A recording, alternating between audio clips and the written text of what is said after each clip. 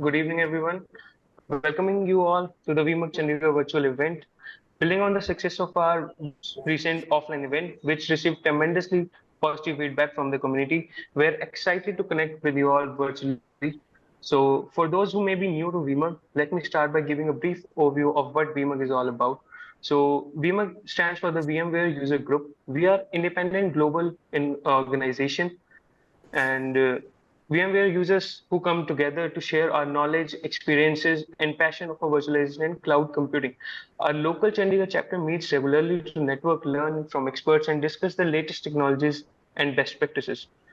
So, before starting the session, let me give you a brief housekeeping rules. So, feel free to ask any queries after the session, or maybe you can ask between the session, but it is preferred to ask in the Q&A session. Only the registered candidates will be eligible for the giveaways today. And kindly please keep your mics on mute during the session.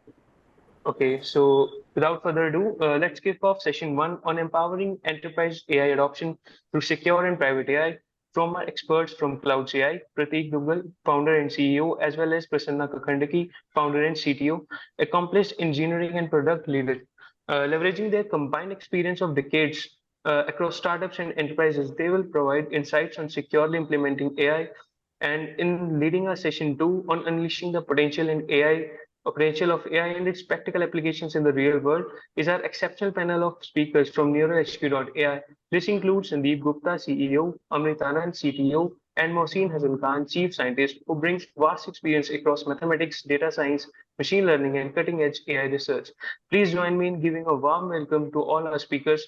We are grateful they are sharing their knowledge and look forward to gaining fresh perspectives on enterprise AI adoption and practical applications of this transformative technology. So now I would like to pass on to Prateek, please. Thanks, Kabir. Hey, everyone. My name is Prateek Duggal, founder and CEO of Clouds AI Limited, New Zealand, wherein my role is to empower our partners and clients with cloud and artificial intelligence solutions. Around AI ML, we offer a suite of services, including computer vision, generative AI, and natural language processing, and we help our customers to gain a competitive edge in the AI landscape.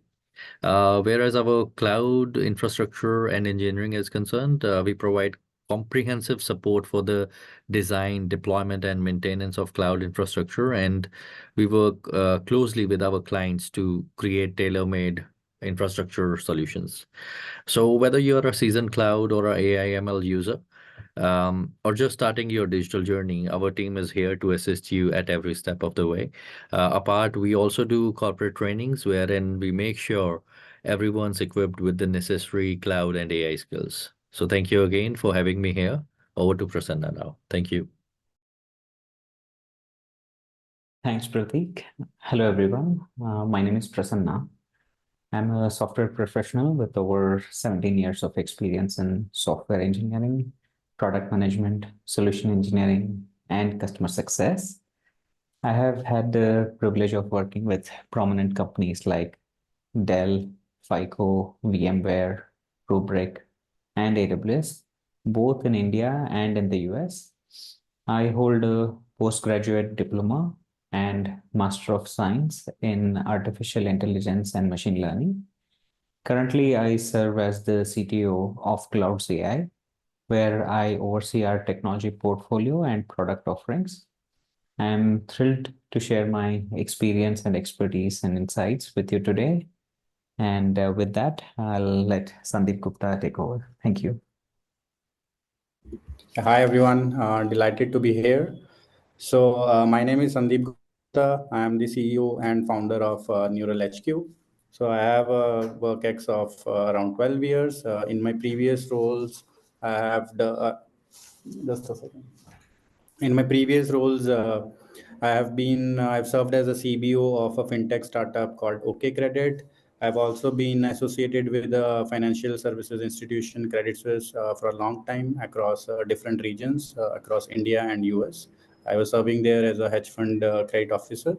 Over the last 1.5, 2 years, we have been working in building Neural HQ, and My co-founders Amrit and Mohsin are also here with us. So I'm very excited to have this opportunity to talk to you all and share insights. Over to you, Amrit. Yeah, I guess I'm next. Thanks, Sandeep. Thank you, Prasanna and Pratik, for providing us the platform. So my name is Amrit Anand. I am the CTO of Neural HQ. I have been working in the AI space for close to 13 years.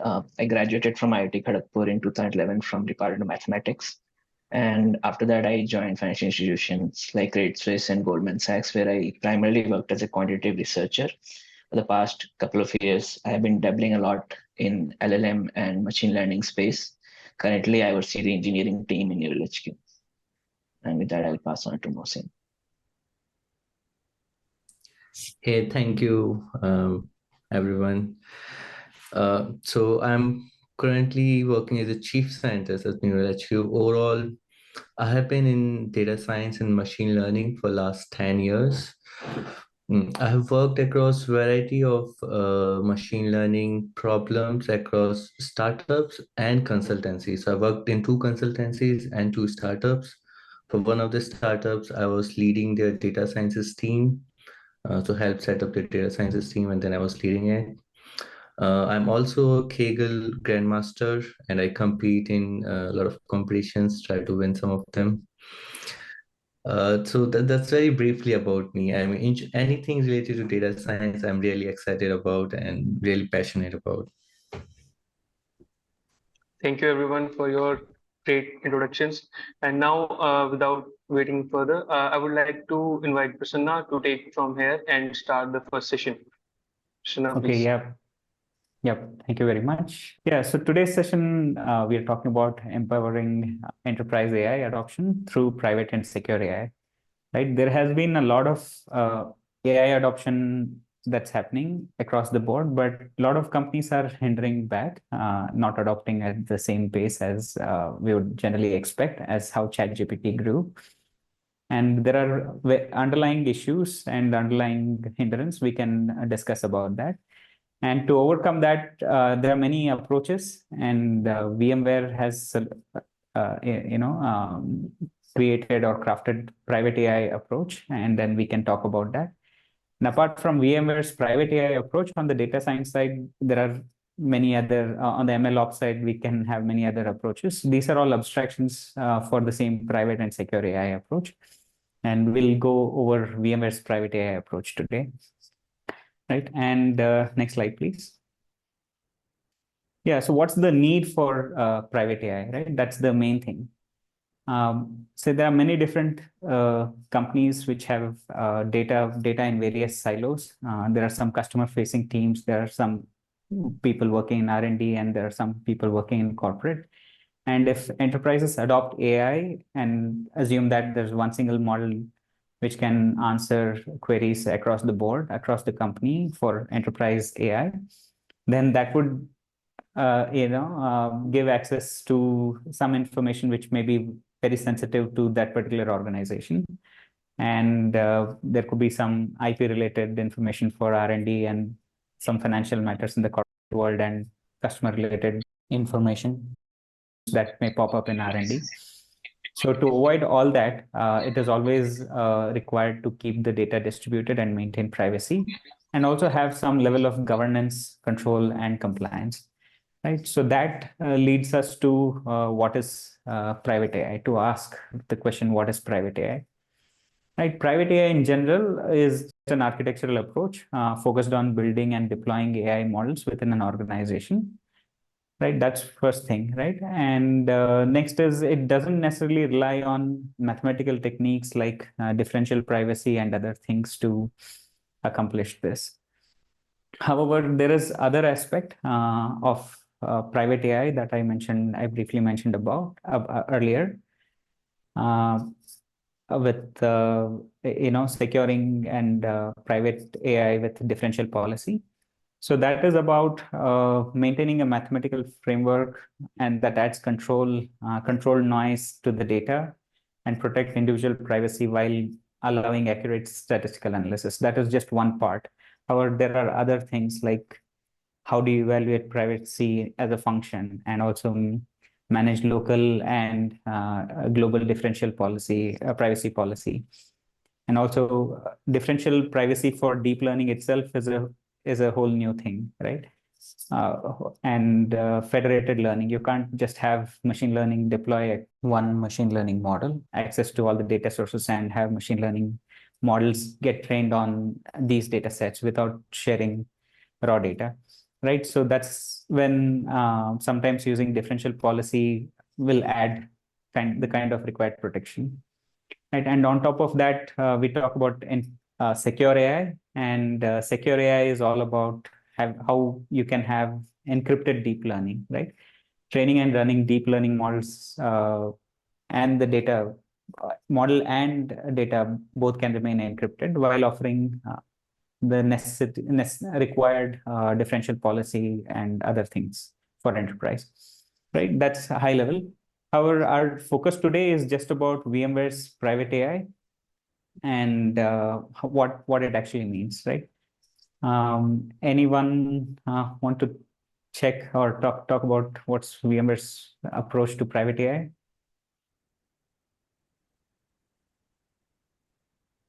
Okay, I'll go for it, right?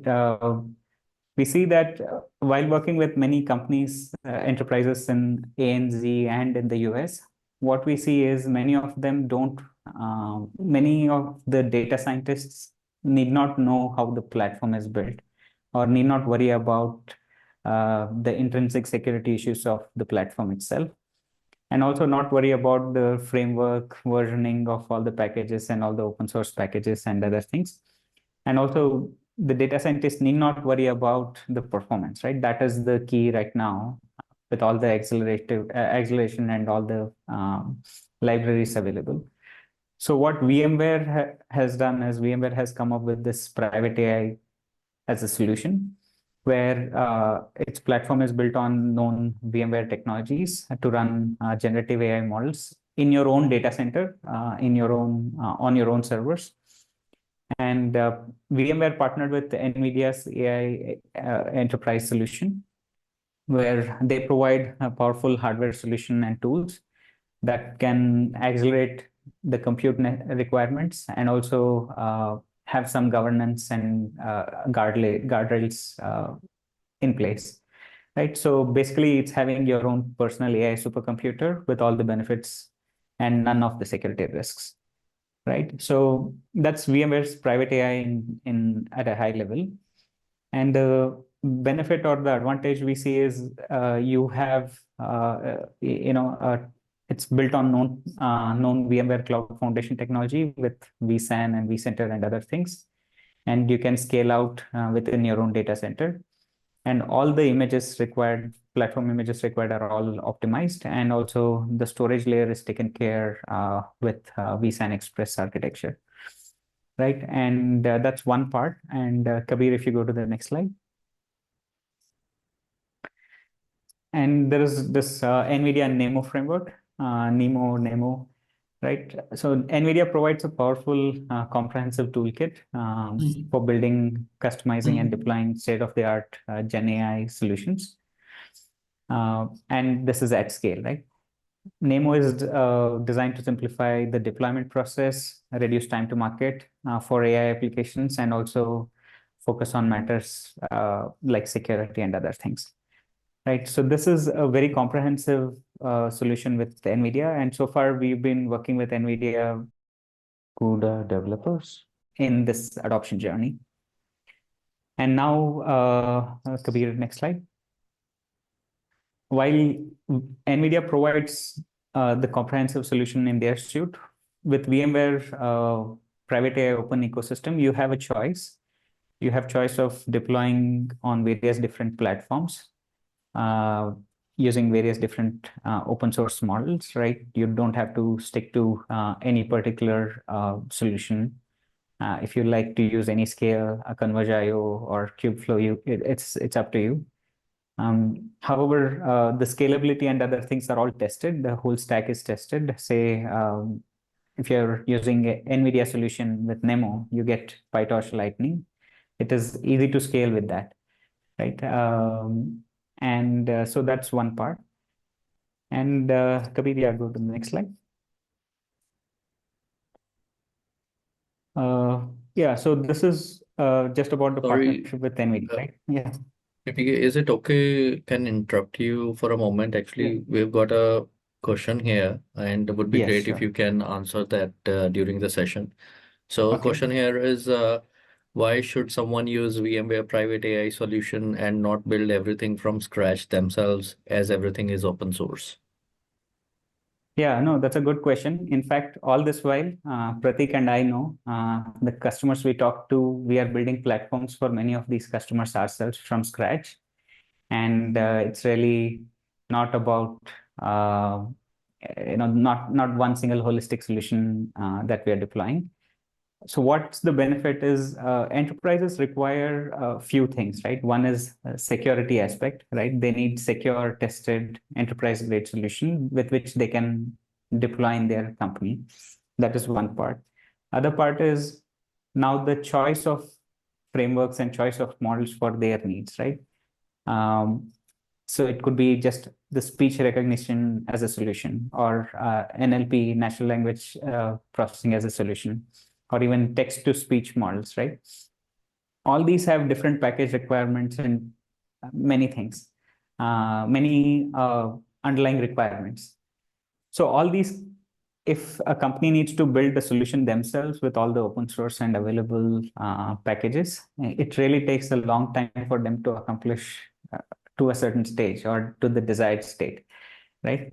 So what with this solution with private AI and other things, you get pre-built modules for many things, and all these things are what do you call, bundled or tested together to be the enterprise grade platform, right? These modules include everything you need to train your data, train on your data, be it encoders or decoders and optimizers. Everything is all included in that. You can just call the library and then it's already there, right? So that is one part.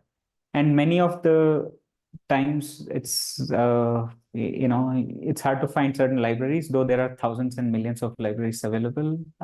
However, in this stack, you have pre-built modules available for everything, right? I hope that answers the question. Okay, moving on. Kabir, next slide. Right. So what we have seen again, that was about NVIDIA partnership, and there, VMware Private AI solution also has a partnership with Intel. And what, without going into much detail, what we can say is, we have seen in with testing with Intel solution, and what benefits, performance benefits we see with vSphere and vSAN on 4th gen Intel Xeon scalable processors is that with AMX, compared to previous generation of hardware, we see that speed up is over 3x, right? And the speed up by using bfloat 16 versus FP32, we see that with the 4th gen scalable process, we see 4th gen Xeon scalable process, we see 3x improvement for be it image classification or NLP. And not just that, if you're using BF16 instead of FP32, we see on an average, we see 4.1 or even 5x faster inference rate, right? And with nearly no loss of precision. So that is one thing. And all this testing, the links are provided in the resources section. You can look into that, right? And so yeah, so you see the benefits of private AI, right? So what are the use cases in general? How are the companies adopting private AI with this stack, right? When I say this stack, the NVIDIA AI enterprise stack, right? We have worked with many customers who are looking for code completion, code generation tasks, right? To generate boilerplate code or develop unit tests, or even simple documentation with the code itself. Like this removes a lot of time and time from the developer, so the developer productivity has increased. And also, if they need to create custom code snippets based on specific project needs, many customers are using that. And most common use case I see is, again, in code generation itself, simple error detection and correction, right? Most of the times that gets overseen, and suggest bug fixes and then improvements in existing code bases, right? For static analysis and other things. That is one part. And for contact center, we see chatbots as one of the solutions, and sentiment analysis. Most common use case, we work with a company in the US. They wanted to understand customer emotions well before they respond, and provide tailored responses. So that is one of the most popular use case. And of course, summarizing all the text conversation and the conversation analysis itself, right? So that is one of the big things. And in general, classical machine learning is the most popular one in all the finance companies we see, is fraud detection. Sorry, do you have any question? Okay. Fraud detection, anomaly analysis, and predictive maintenance for certain equipment failures and other things. And I work with FICO. So in the past, we did a lot of risk analysis and credit scoring with classical machine learning. And now with private AI, it's even more better, right? And everyone uses recommendations engine, and in enterprise, the search is the biggest problem. Enterprise search is another use case that we see coming up lately. Okay, I can go to the next slide, please. Yeah, so for all the work we see or we spoke about today, there is reference architectures provided by VMware, NVIDIA, both, and have links for everything in the references section next. And with this reference architecture, you can build your own stack with many of the open source solutions available. Even Hugging Face is part of the stack, so you can leverage many of the models from there. Right now, Kabir, next slide, please. If you want to know how do I get started or where do I start from, you can go to VMware Private AI, or you can engage any of us. We'll be happy to help you out with that. Right, and the resources that I spoke about is all here. And one of the thing, all this while we spoke about VMware Private AI, right? The key is that the solution is not available today, and we'll know more about it on AI Field Day on most likely on February 21st itself. So you can watch AI Field Day live on LinkedIn, or if you've got invite, you can attend there. Yeah, so these are the references. Okay, over to you, Kabir. Yeah, welcome back everyone. And I hope you enjoyed the insightful session on empowering the enterprise AI adoption from our guest at Clouds AI. So I'm sure you may be keen to learn more about how you could implement similar strategies in your own organizations. Please feel free to follow up with Prasanna or Pratik and the Clouds AI team. We are happy to continue the conversations. Divik, you would like to add anything? Yeah, thank you, Kabir. So before we get into the Q&A session, I have a couple of quick announcements. First, the recording of the fantastic session by Clouds AI will be available on the VMUG Chandigarh YouTube channel within the next 24 hours. And be sure to visit the channel to rewatch this presentation and access all of our chapters' recorded events. I also want to remind everyone about the incredible benefits available through the VMUG Advantage Pass. This exclusive subscription unlocks access to software licenses, discounts on trainings, events, and other valuable VMware resources. If you purchase an Advantage Pass and tag our chapter leads, Pratik and Prasanna, in your confirmation email, you will receive an additional 10% off the already discounted price. This special offer is only for the VMUG Chandigarh members, so be sure to take the advantage.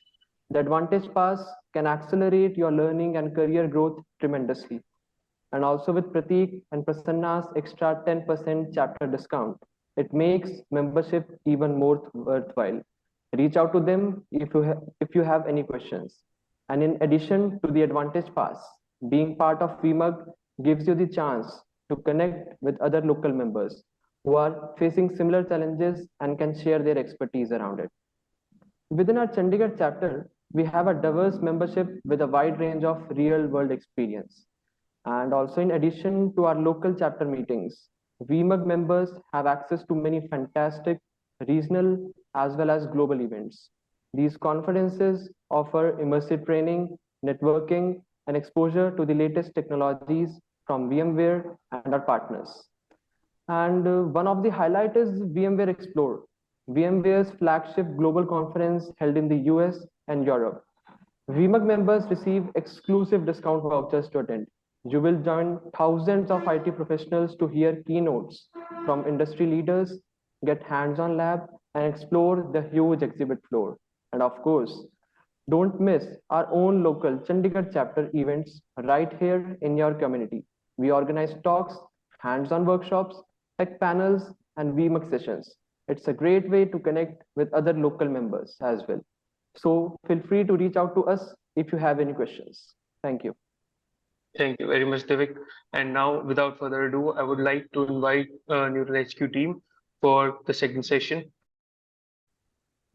Yeah, and if I can just take some space here, just want to appreciate Divik's effort as well. So everyone joined this session. Kabir and Divik, they have just taken the lead this year. As I said, last few years I was handling that part. So in a way, VMUG gives you a platform to come out of your introvert behavior as well. So definitely, Divik, kudos to you and thanks for that.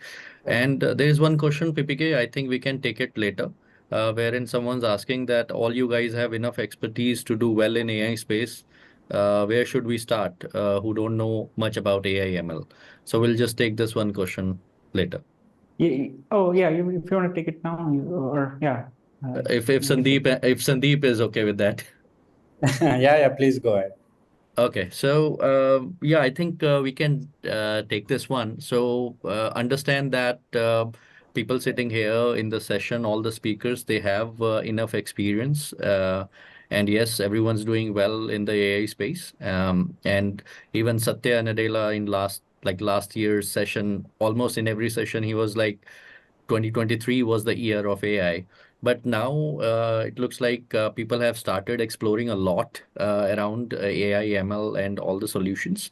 And even at Clouds AI, uh, I mean, we provide end-to-end optimized integration of computing and AI accelerator solutions. Uh, like you take it from, let's say, FPGAs to GPUs, from industry leaders like Intel, AMD, NVIDIA, to cloud-based solutions like Azure, AWS, Alibaba, Google, TPUs, Azure, AI solutions. You name it, we have got it all covered.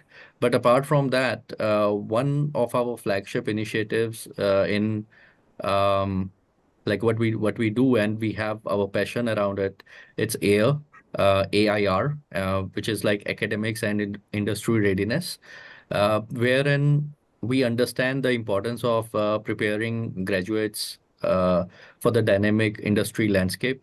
And through AIR, people like you, or I mean, it gives us opportunity to partner with universities and colleges to create a cohesive program that equips students with skills and knowledge needed to excel into AI and ML sector.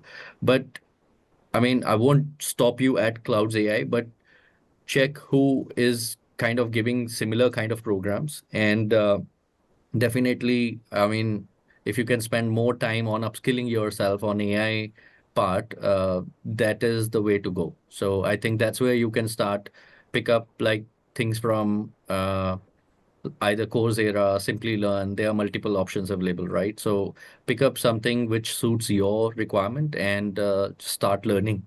I think that's the mantra here. So over to you, Sandeep. Thank you. Yeah, thanks, Prasanna. Thanks, Prateek. Great presentation indeed. And thanks again, the whole Clouds AI team to organize this. So I'm really delighted to be here. So Amrit, if you can go to the next slide. Yeah, so over the next few minutes, I will be sharing with you our vision at Neural HQ. Post that, my co-founders Amrit and Mohsin will be walking you through some really interesting product demonstrations. Before we start, again, I would like to extend my gratitude to each one of you who are present here and taken some time off, you know, for joining us on this journey into the future with AI. And we have kept the demonstrations pretty, relatable. So you'll see, like, when Mohsin and Amrit cover these use cases, we have tried to keep it simple and keep it, something that will interest the audience and give them some more ideas on, what all can be done here. So, Amrit, if you can move to the next slide. Yeah. So at Neural HQ, we strongly believe in a future where AI seamlessly integrates into every aspect of our life, and thus empowering individuals as well as organizations to achieve unprecedented levels of efficiency, innovation, and sustainability. So with that vision in our mind, we would love to be a catalyst, you know, uh, in achieving that vision for the whole industry. And we are working really hard to innovate, and we are working really hard to cover as many use cases as we can. So if you move to the next slide, these are the four major focus area that we have at Neural HQ. So we are dedicated to advancing the frontiers of AI across these four major domains. That is large language models, computer vision, personalization, and supply chain management. So we have successfully delivered products in each of these areas in the past. As we speak, our team is continuously pushing the boundaries through rigorous research and innovation to transform industries and empower organizations with the capabilities of tomorrow.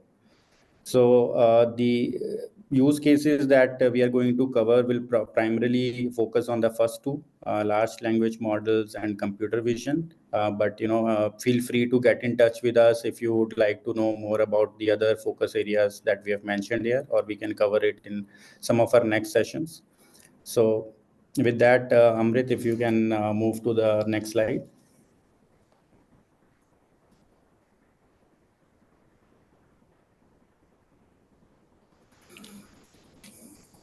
Yeah.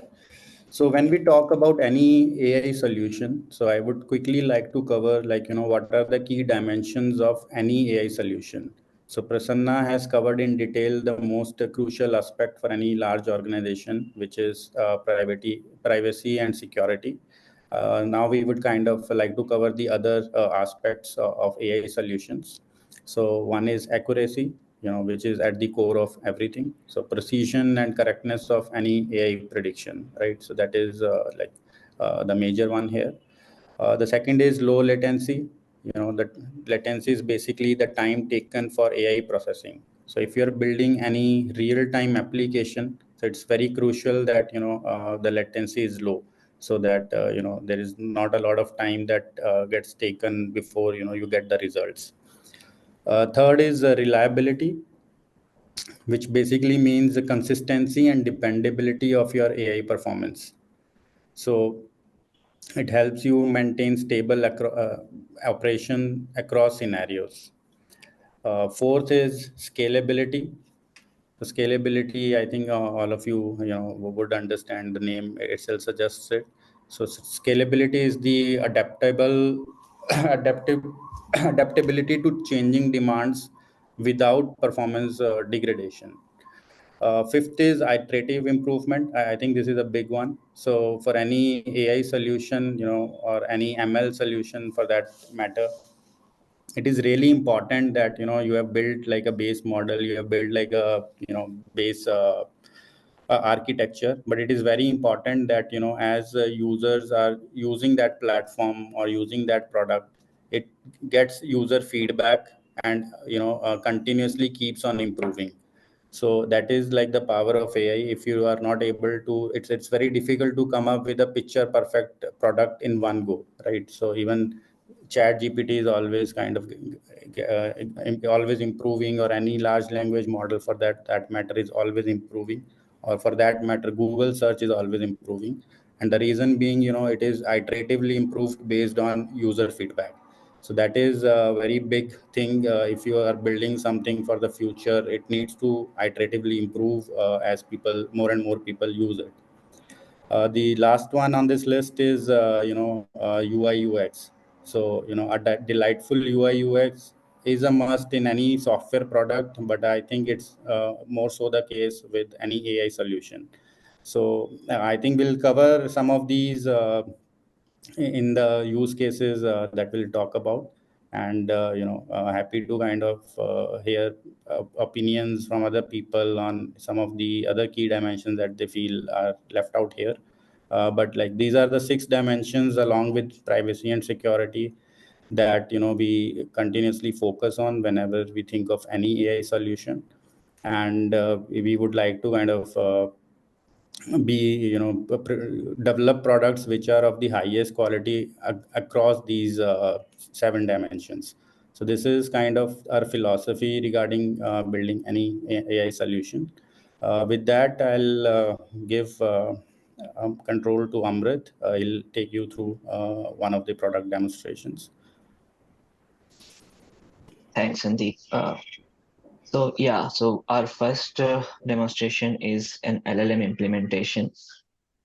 So the problem statement, as you can see here, is we have to develop an intelligent wine recommendation system for retailers, which will be designed to assist customers in making well-informed selections during the wine purchasing process. So I'll just briefly talk you through the problem statement here. So currently, when you are going to a retail shop to buy a wine and you see like close to 1,000 SKUs, in general, an average person is always confused which wine to take. They usually go with a particular use case. For example, if they have to gift it to someone, or if they want to bring wine to a dinner party, then you need to know like which wines pair well with certain foods that will be served in that dinner party. So in general, a common consumer doesn't have an idea. So in those cases, there are people who know how wines are treated. They have formal education in wines, manufacturing, tasting notes, and which wines pair well with certain food items. They are usually called sommelier. The wine sommeliers are usually found in Michelin star restaurants or like high-end hotels, but not necessarily in a retail chain. So the idea here was, what if we bring the sommelier experience in an online retail shop, for example?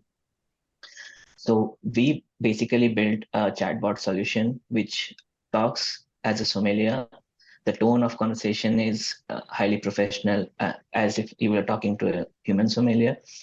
We implemented a retrieval augmented generation model to accomplish this task, and a fine-tuning of foundational model was required based on the data that we got from a human sommelier, so that we could embed the intelligence of a sommelier in this chatbot.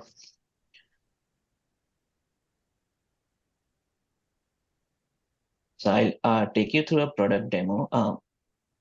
Just give me one second.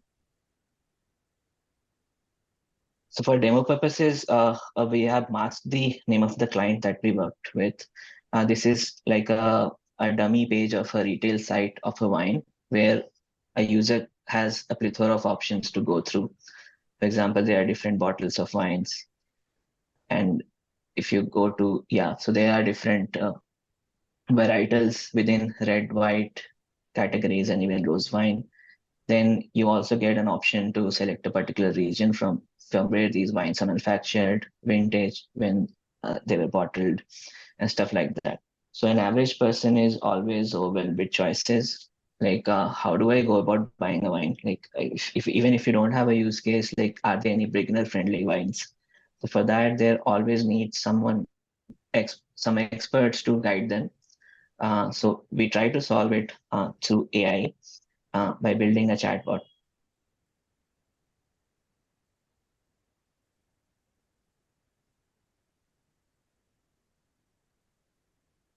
So let's say I click on Talk to AI Sommelier.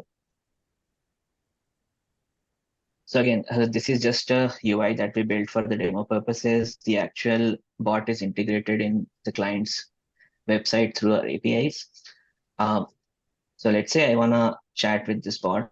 Currently, it looks like a ChatGPT interface with 4 conversation starters at the bottom, so that people know what kind of questions they may ask. Or if they want to type a question, they can type it in the text box here. So let's say we select the 4th option.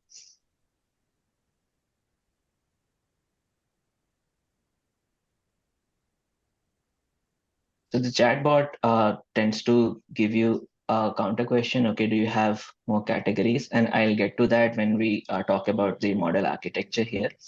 But the idea is they are going to do a search of the inventory of the website and find the best possible options out of that inventory. The chatbot is also designed to provide the product links, because the business outcome out of this is the users actually click on these links and go to the add to cart page to buy these wines. So I'll not delve deeper into like different types of wine recommendations for the sake of the audience, but quickly move to the model architecture. So, so this is the system architecture. We're calling it RAG-tag. Basically, it's fine-tuning plus retrieval augmented generation. So if you look at ChatGPT, for example, so you can like leave out the knowledge vector DB and retrieval part of the LLM, and it's usually a user inquiring something and providing some context. The context is pre-processed, and then it's fed to the LLM in the form of a prompt, and then the LLM generates the response. And if you don't like the response, you keep fine-tuning your prompt. That's called prompt engineering. So you'll add more context and try to get to a point that you're actually accepting the result. So at the initial part of this project, we did a lot of prompt engineering. We also sent the responses from our bot to actual sommelier who were actually scoring these responses.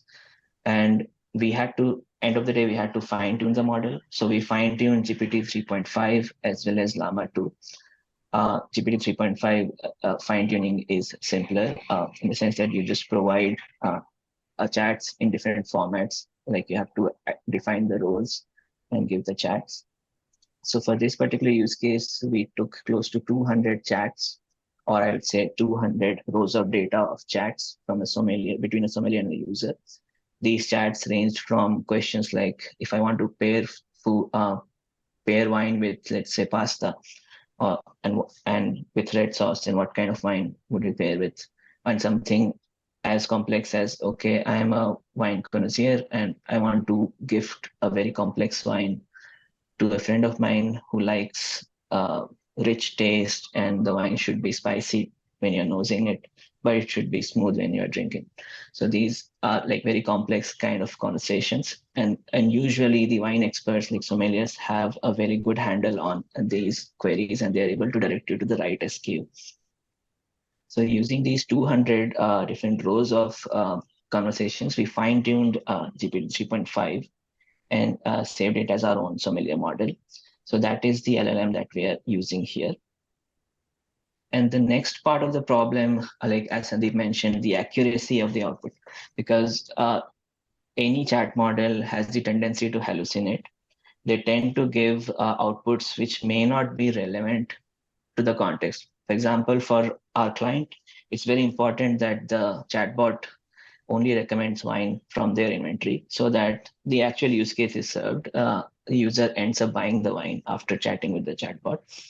So what we did, we introduced this retrieval augmented generation technique, where we are first creating the knowledge base, which is the inventory of all the wines in that are available.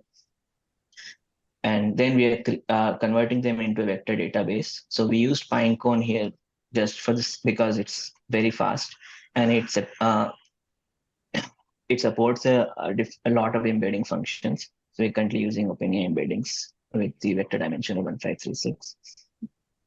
So this model, basically what it does, so when a user gives an inquiry, it pre-processes the inquiry with the fine-tuned context, and then it adds, it kind of retrieves most relevant results from the vector DB. For example, if I'm asking pair red wine, then it will only take a list of red wines from the DB and exclude white wines. So you're retrieving just a bunch of red wines. And then if you pair it with grilled salmon, so it will look at the descriptions and tags like which food pairings work, and it will retrieve wines which are relevant for this query. So let's say for Sandy's sake, we retrieve K most relevant results. K can be anything depending on the model.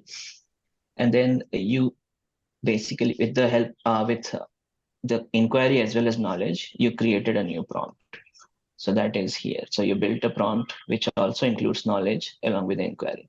So if you remember, ChatGPT simply just uses inquiry. It doesn't have an external knowledge. Here we are embedding the external knowledge as well. And the key aspect of doing this is like when you are using embeddings, because these data sets are texts which we need to convert into vectors. And these embeddings that we're using to convert into the vector DB should be the same as the embeddings that are used for pre-processing the inquiry. So that's really important if you're building a RAG-based model. So the prompt is basically a mixture of both the inquiry and the knowledge. And then when the response is generated, it's much more grounded. You actually get the product links from the website and the products which are available in the inventory. So once that is done, we had a round of testing with our key users. So we used a lot of iterative improvement, in the sense we had to go back and fine tune the model again based on the responses. So in order to set the tone of response. So a lot of, so I foresee this to be a big use case if multiple retailers tend to opt for it. So everybody would want to have their own tone of responses. So for that as well, you'd have to train the LLMs. So we got a lot of input from our client and the sommeliers, sitting with them just to fine tune the responses in the way they would want to. Yeah, so that is it about the system architecture. I'm happy to take any questions on this, or I can pass it on to Mohsen for the next use case. Yeah, so anyone has any questions for Amrit?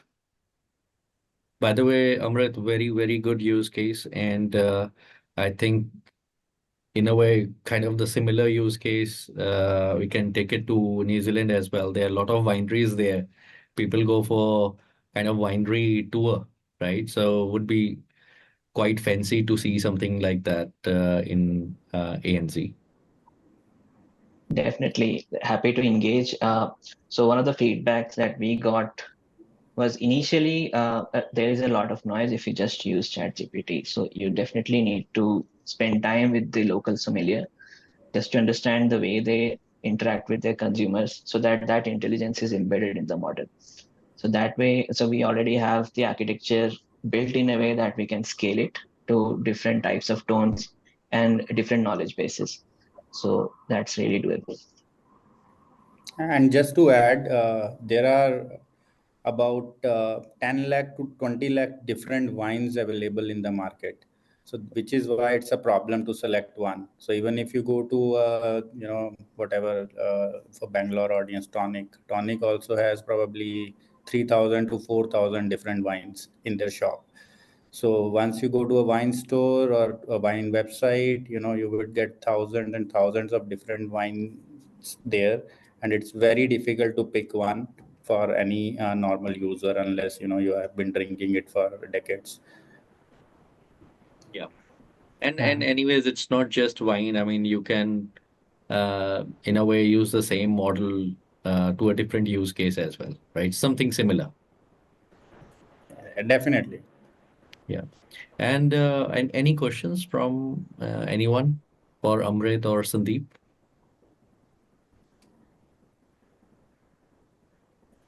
By the way, there is one question here.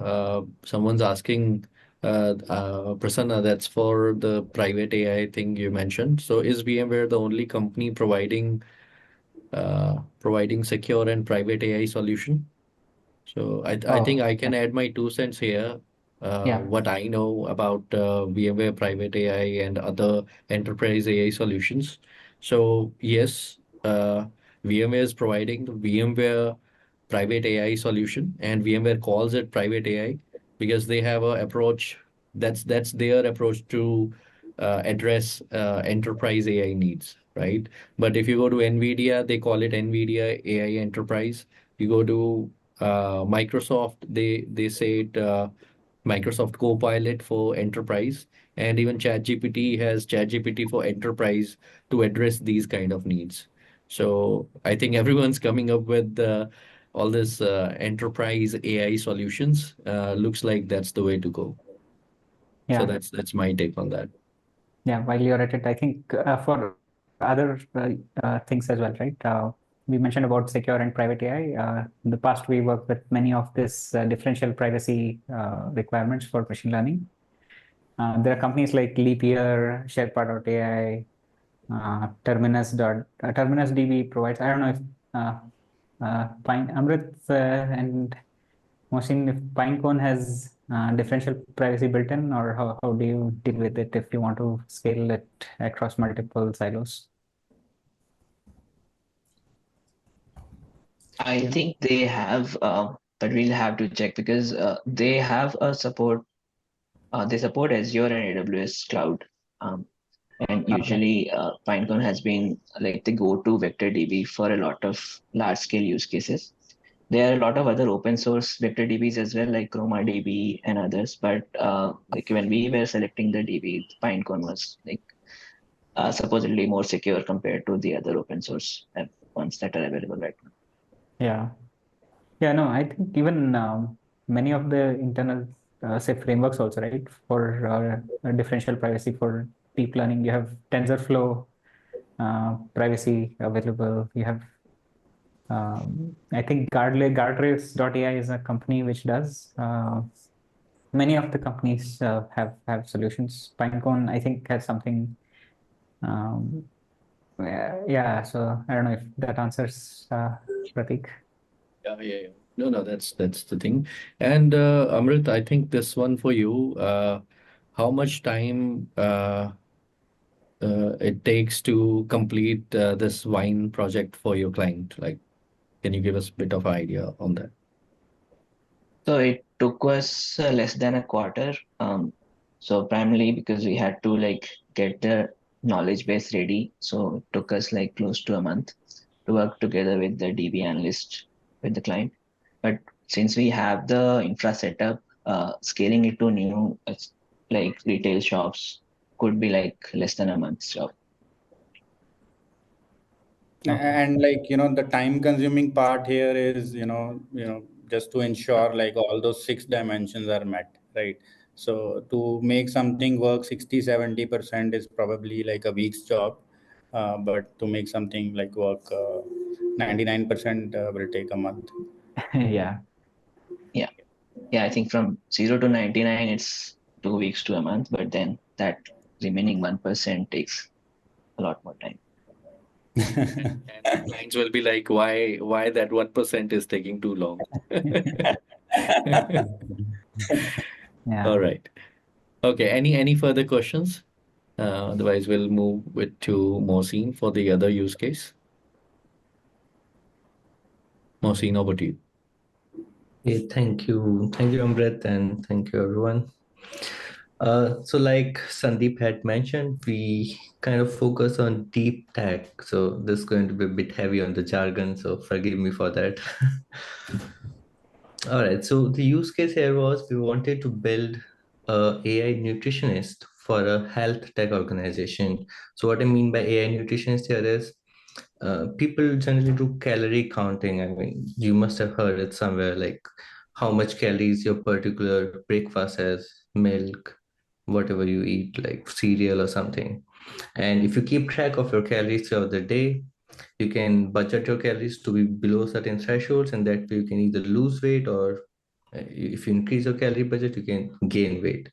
So calorie counting is very common these days amongst a lot of people. Uh, Generally, this is done manually.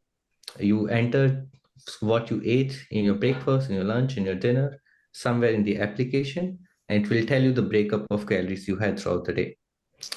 We wanted to make it easy. So we gave an option of just taking photo of your food, and it'll automatically know what you're eating and display how much calories it has. It might need some interaction from you, but ultimately that's the idea. So this project, we did create data set from scratch, right? We did this a little while ago, but we created the data from scratch, as in we created an ImageNet-like data set. I'll come to what ImageNet is, by the way, if you guys don't know already. About 1 million images we created for 5,000 different foods. We trained our models, massive training of models because it's a lot of data. And then we deploy this model in a way just like Google search works. And I'll come to why we did that as well. Mostly we wanted to ensure things what Sandeep said: accuracy, latency, flexibility to add more foods, and things like that. All right, so let me get into detail of the project. Oh, actually, before that, maybe first we'll show the demo just to give you a feel of, what we're talking about. Yeah, so I think this is what Sandeep ate in the morning. So not much privacy there for Sandeep, but okay. So he's eating paneer bhuji and besan chila. So you just take a snap of his plate in the morning, and the model is able to recognize that he's eating paneer bhuji and besan chila. There's an option to change the quantities or edit the foods in case the model got it wrong, so that you can enter it manually, and then you just confirm, and it will show you the calories. Like he had 265 calories in the morning. Not bad, I would say. So, okay, moving on to the next slide. And it's not just the calories, right? So, Yeah, I mean, it also gives you a breakdown of protein, carbs, fats, and fiber, right? For people who are even more particular about how much protein they are taking. For example, if you are building muscles, you want to know how much protein you are taking, how much carbs you are taking. Similarly, for someone who's has a particular disease, who want to increase the fiber intake or something like that. So, yeah, good point there, Sandeep. All right. So first thing if we want to build a machine learning system or any AI system, is to think about the data. So the data here we had to build from scratch, right? So there's no open source data of, like a lot of food images. There were few, but very small ones. We were not happy about that. We didn't think that would help us build a really state-of-the-art food recognition system. So if you guys don't know about ImageNet, in 2009 actually, or 2010 was the first time there was a competition that was launched with 1 million images across 1,000 different general day items like dogs, cats, sofas, beds, and aeroplane, and things like that. And that kick-started the revolution that we see here today, right? In 2011 was when Geoffrey Hinton and this one more guy, they published a paper with convolutional neural networks. AlexNet1, yeah, trained on GPUs. And that's where everything that we see today started, right? That ultimately led to revolution in NLP, neural networks being used in NLP and BERT, and now transformers, and now ChatGPT. So yeah, we wanted to build a data set comparable to that, because we know that a data set of that size can really give good accuracy. So the accuracy on ImageNet data set for people these days are like 98, 99, beyond what humans have. So we scraped a lot of Google. We scraped about 1 million images for 5,000 different foods. One important thing to note here. So while deciding what to get data for, right? What foods to get data for, we need to step back and think of it in terms of what use case we are serving.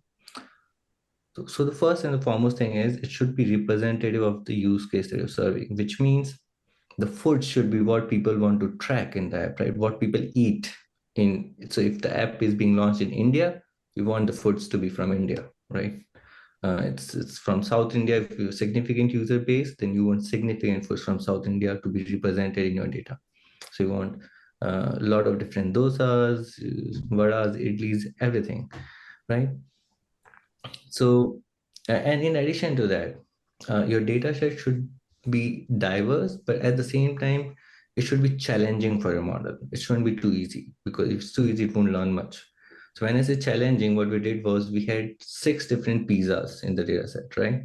So paneer pizza, a chicken pizza, farmhouse, so that it not only learns, okay, this is the shape of the pizza and texture of pizza, but different toppings can change the class of the food.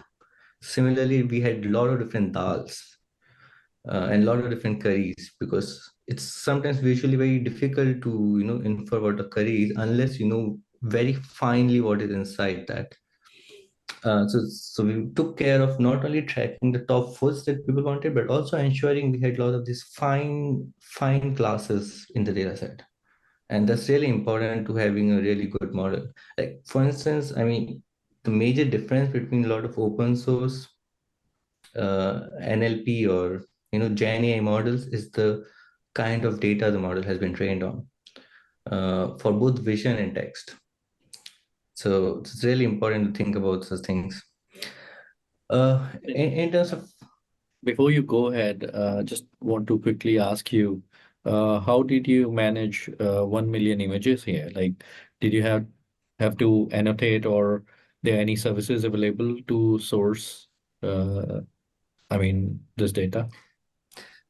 no, so we did scrape manually. So on Google, it's an inverted data, as in you give the keyword on the Google and search for images, right? So you already have it labeled because you already started with the search for, let's say you search the moong dal curry. So you'll get only moong dal curry images. And the idea is if you scrape a lot of images, even if there's noise, like, so I'll take a very real example. So we had Maggie noodles. We got a lot of images of actual person named Maggie in the database as well. So there's this noise sometimes, right? We can't help it. But the idea is if you scrape enough images, you'll model will probably learn what's right. Yeah. We So, did. Thank you. can I ask a question? Yeah. So firstly, I would like to provide a feedback. Like in the UI part, you showed the one katori and one like that. So it is really good. It gives an Indian touch to that. And also, I wanted to ask, like, there's a similar app, if you know about that. So how it is better than that? They are kind of doing the similar job. Kabir, Yeah. that is developed by us. Oh, Oh, okay. okay. That's great to hear. Yeah. So Okay, I didn't know about that. yeah, I mean that's what has been developed by us, right? So what you see developed by us, and the other system that they have is actually also developed by us, which is the smart plan, which is automatic. That's why I Okay. think I got that name in my mind, right? Thank Okay, you. but Yeah. Kabir, did you know about it? Because no, that's cool, because I Yeah, was about to use. yeah, Good yeah. to know I that I it has I've been used that. developed by you guys. All right, that's good. Yeah. Okay, Mohsin, carry on. Sorry. Yes, cool. So, I mean, so again, it's a massive data set, right? So we initially use GPUs for training, but later to make things faster, we also use TPUs on Google Cloud to train. I mean, at that time, I thought we were doing a massive training, but these days it's not really called massive unless we use like 1,000 GPUs. I mean, but anyway, so we got about 98% accuracy if you look at the top 8 results for a particular image. For top 3, I think we had 87% accuracy, which probably is still the best on Indian Force. I don't know, I've not benchmarked, but at that time it was. All right, so this is the training, right? Now you have a model which is trained on identifying different foods. But the idea is not just that here, actually. The idea is for that model to learn the fine representations of food items in a data. What I mean is, if you show a new image of a new food today, it should be able to learn that quickly without a lot of training, right? Because it already knows, okay, this is a curry, or this is a pizza, and or this is a chapati, and this is what paneer looks like, this is what chickpeas looks like. So the idea was this training to get the model to that state. And we did get it there, right? So yeah. All right. So once we have that model, how do you go about actually deploying such models for an application like me or any other app? So the idea here would be to implement a Google search like architecture, which I think is the most flexible when it comes to deploying things on non-structured data. So I'll explain why. So what happens in a Google search architecture is you have a index of documents, or you have a collection of documents for in layman, right? So documents could be websites, it could be images of foods, or it could be just text documents. And when a user query comes, you kind of check the similarity between the user query and your index to fetch the most relevant results. We wanted to implement a very similar architecture here because it gives us flexibility to increase the index. At any point in time, you can go ahead and add a new document in the index, and the results will start reflecting the change in the with the additional document, right? So the way to do this is you convert. Okay, so let's take 2000 foods, for example, and let's say you had 100 images for each food. So that is 2000 into 100, that's 200,000 images as documents for you. You can convert all these 200,000 images into vector representation instead of just keeping the images and store in a database like Elasticsearch, or these days there are a lot of vector databases. We did use Elasticsearch back then. It also gives us flexibility to compare the metadata. And when the user query comes, use the same model to convert the user image into a vector representation again. Now you search, you do a similarity search between the user vector against your index 200,000 vectors and fetch the most relevant results, right? So this is on a very high level the architecture. Please guys let me know if it's getting too technical and you guys are not able to follow. No, this is good. This is good. Yeah. And then there are few improvements you can do here, right? So for 200,000, for 2000 foods, you have 200,000 images. Now, very important improvement that you can do here is you can, instead of having 200,000 images, you can work with 2000 vectors. So for each food, you average the vectors, 100 vectors, or the vectors of 100 images into a single vector. This increases the latency, this decreases the latency, basically increases the throughput, and it also results in more accuracy. The intuition here is when there are different representations of a particular object, if you average the representation is actually better. Take the example of a person's image, right? If you take just my frontal image, maybe it's not good enough to represent me. You need to take my side image, left image, right image, maybe a little bit up, a little bit down. And then if you form a vector, which is average of all these vectors, that is more representative of me than a single vector in a particular camera angle. So that's the idea here. So averaging embeddings, and this is relevant even for like a lot of RAGs these days as well. Sometimes people only have one representation of a document. If they have multiple representations via multiple models or just different way of writing the same document, they'll definitely get better results by averaging it. Like it's a very small trick, but it gives you good amount of boost right away if you understand how this works. So we did reduce the index from 200,000 to 2000 if we have only 2000 foods. So the similarity search is like lightning fast. You don't even need any library for you to write your own dot product, and yeah, you get the result.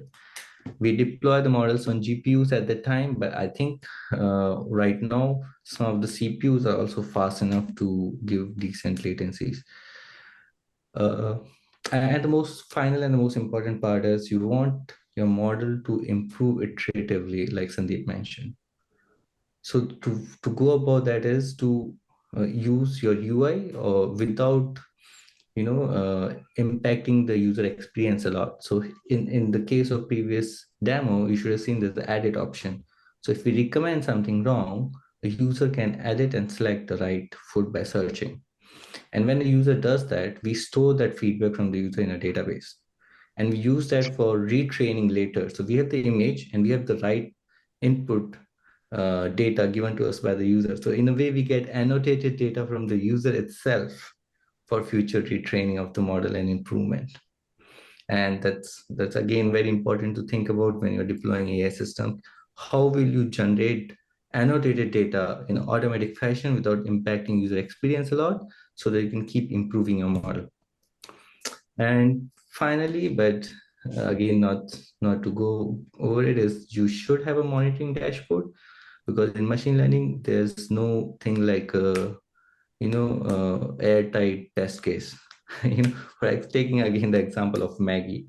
If people are just clicking photos of themselves and uploading, and you are telling it's Maggie, probably you don't want to do that. Or if they're just taking photos of the fingers and you're telling it's carrots, which it was happening, by the way, it's not such a great idea to have that. So it's a good idea to have a monitoring dashboard where you can yourself see, okay, these are some of the images that are coming from the users, and this is what we're recommending. And someone is reviewing them manually. This is very important in machine learning. Always review things manually, because things will slip under the rug, which you won't realize that they're slipping under the rug. So we did kind of put a threshold, for example, when the image is not of a particular class, to not have things like, people being tagged as Maggie. Oh, all right, that's roughly from me. I know I took a little bit more time than I should have. I'm sorry about that. No problem. No, that's all right, Mohsin. It was actually one of the great use case, I would say. So one question, actually two questions, both for you, I think, Mohsin. Question is like, at what stage you say that your model is ready for production? And another question is, someone wants to know more around your Kaggle Grandmaster sort of title. What looks like they want to know what is that, and that's something new someone has listened today. Okay, so first question first. So it's really difficult to know when you've reached a certain level of accuracy, which is good enough. And it's one of the crucial things which kind of haunts a lot of machine learning engineers or machine learning researchers. Like, they don't know when they have reached a certain accuracy.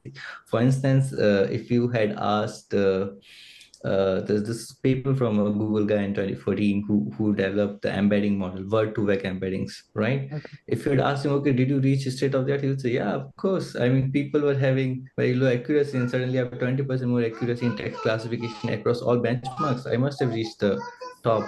But then there's a BERT model, and right, it increased again a big jump, 10-20%.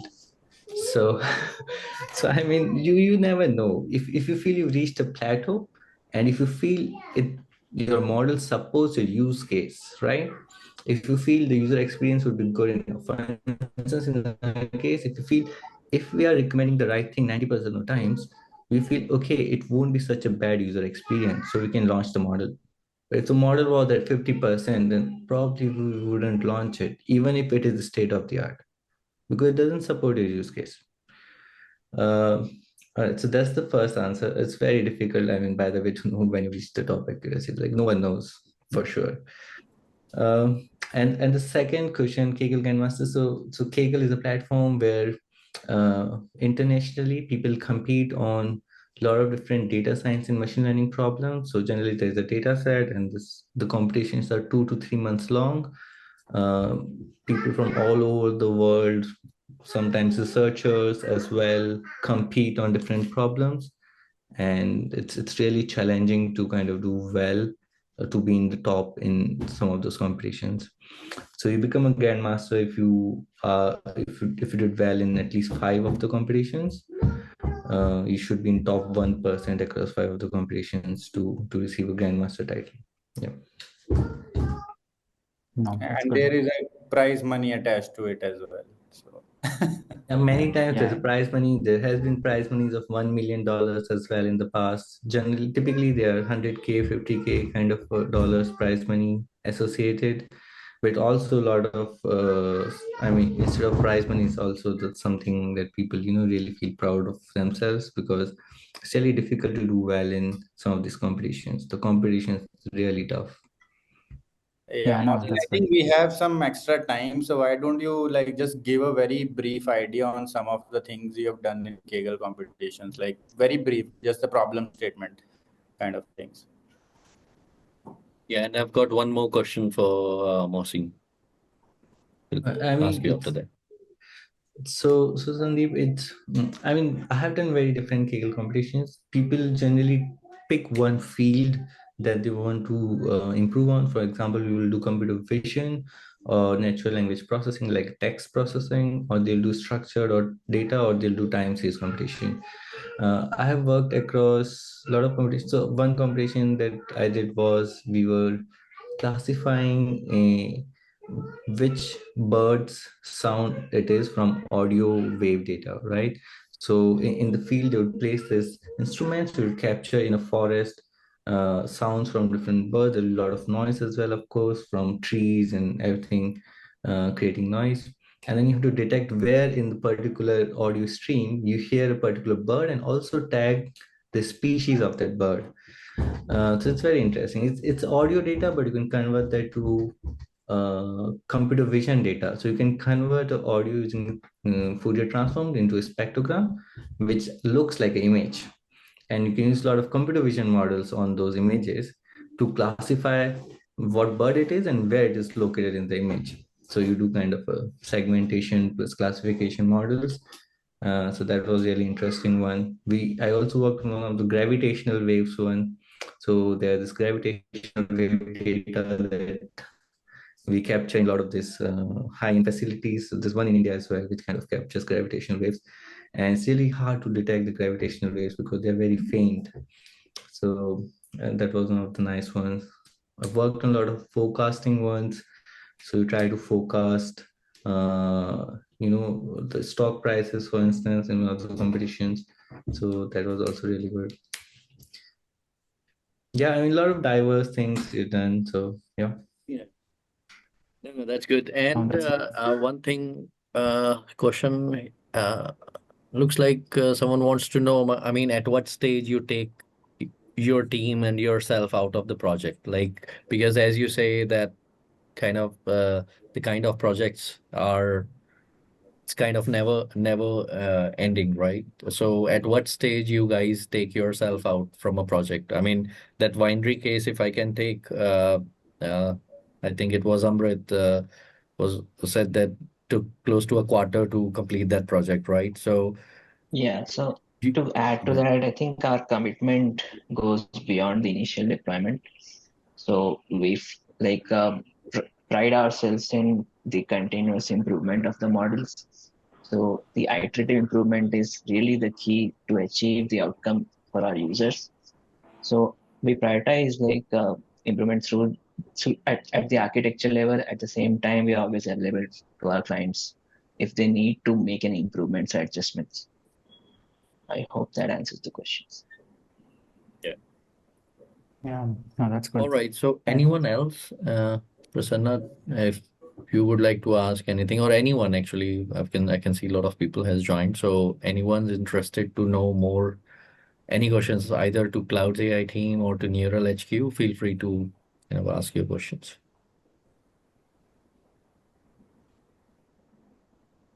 I just want to add, it's great. We are partnering with Neural HQ team. We have Grandmaster and his associates with us. So great to work with all of you. Yeah. Right. Okay, so got one more question. How to identify which jobs are vulnerable to AI? Because it looks like someone's really worried, like AI is picking almost everything from the bucket. So how can we identify which jobs are vulnerable? I think even I can add my 2 cents here. So anything which is, I think, you can say rule based, which is repeatable, which is predictable, or which can be written as a code. So that's like a thumb rule to identify, I think. Yeah, that's how you can identify that if your job is vulnerable to AI or not. I And if think the anyone key wants here to, is to keep upskilling. sorry. I Yeah. mean, if I wanted to add my 2 cents, there will be new jobs coming up with this AI revolution.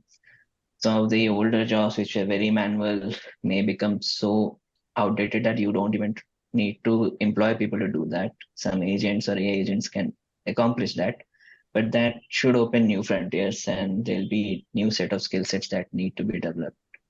Yeah, kind So of it agree depends with entirely on us. Amrit. I'd like to add an analogy here, right? So maybe when there was industrial revolution, right? Before that, people were plowing their field by hand. Then tractors came. So some people smartly bought tractors and just learn how to drive them and plow their field faster than other people.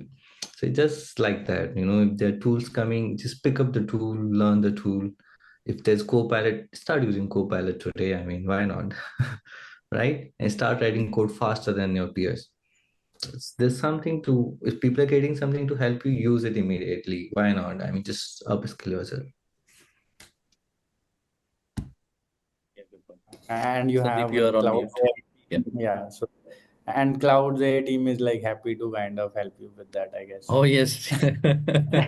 I mean, Yeah. initially, I mean, our focus was ANZ, and we were like, okay, happy to keep our kind of clients, enterprise customers happy around ANZ. But in last, I would say 7 to 8 months, we have realized that there's a huge skill gap here, and somewhere people are a bit kind of anxious, and they're worried about all these things wherein they feel like, hey, what if my job's vulnerable to AI? What I'll be doing? So we both, I mean, Prasanna and myself, we had that passion to do something for the community, and happy to say that we are collaborating with colleges, universities, empowering them to kind of upskill uh, the people over there.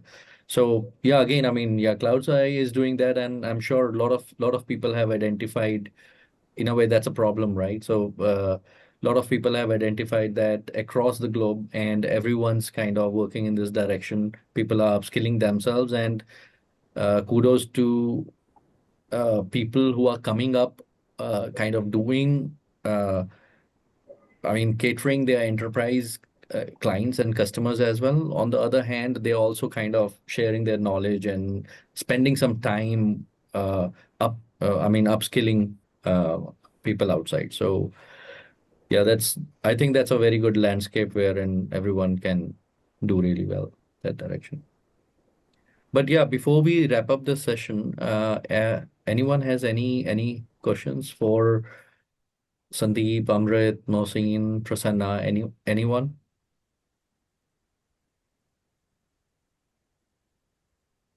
By the way, I can see Akshay Kalia here, and Akshay Kalia is our kind of man from VMware side for Chandigarh VMUG.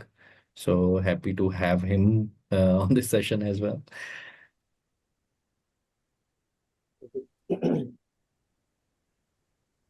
Hi, Akshay. Hello, Akshay. Hey guys, Thanks for joining. Did you like the session or any feedback on the session? the session was quite informative. Don't really have any questions though. Okay. Because we know even you have done a lot around AI, I mean, within VMware, last one decade or Mine is more, right? yeah, mine is more around data analytics, not really the new generative AI and things we are calling machine learning. Like there are two branches of AI. Like anybody would say, like one is pure data analytics and finding out insights from that data. Other is encoding that data and finding out similar patterns. Yeah. Mine is more about data analytics. Yes, that's where I am. Right. And hopefully, maybe in our next session, would love to uh, I mean, share some more information around VMware's private AI story. And as Prasanna said, there is one event happening this week, I believe. Prasanna, how about that AI Field Day? Yeah, When is it yeah, happening? AI Field Day on 21st, most likely on 21st. It's between 21st and 23rd is the event. I don't know when VMware is planning to have their show. Okay. But anyways, so anyone who is interested to know more around how VMware's private AI story has evolved in last few months, I mean, stay tuned. 21st is not too far. But yeah, register yourself for that AI Field Day. I'm sure there'll be a lot of new things to learn from there. Yeah, actually, I may know a lot more from inside. Yeah. So right now, the public, I guess, the last public event that we did was VMworld. After that, I don't think there's anything coming up which is public. Like there is a radio coming up, which is an internal event for VMware and which have been renamed to which have been renamed to PyScare now from radio. That's what is coming up, but that's an internal R&D event where VMware itself comes together and talks about their own initiatives and innovations. All right. Yeah, actually on AI Field Day, they're announcing something. They have put a placeholder. I forgot when exactly VMware is talking. For private AI, yeah, VMware private AI. Yes, And there are roadmaps about it. VCF private AI initiatives with NVIDIA, but I'm not sure about the dates yet. Yeah. Cool. Yeah. No, thanks a lot, Akshay, for adding the value here, and we'll, in a way, keep you in loop to know more around that. And maybe in our next VMUG session, we'll share more info around VMware's private AI story. But as Prasanna said, it's not just VMware's private AI. I mean, and people are coming, I mean, enterprise, they are coming with different enterprise AI solutions. So what I would suggest here, keep exploring all the options. And I think enterprise AI is the thing to go. So 2024, we are anyways getting like a lot of traction around it. And anywhere you need to talk to Neural HQ team and or Clouds AI, feel free to contact us either through LinkedIn or you can even email us, call us directly. So any of your requirements, happy to help you there. I think if anyone has any questions, otherwise I'll leave this part to Kabir. Yeah, over to you, Kabir. I think we're done on time. Yeah, so thank you everyone for joining and keeping us in your schedule for today. And that's it. It was all for today. If you feel anything you want to ask, you can reach out to our speakers on their LinkedIn handles or emails. So that's all today. Thank you everyone. Thank you very much. All right. Thanks, Bye. everyone. Thank you. Thank you. Bye. Thank you. Cheers. Thanks, Bye-bye. everyone. Yes, bye. Thank you. Bye bye. Bye bye. Bye.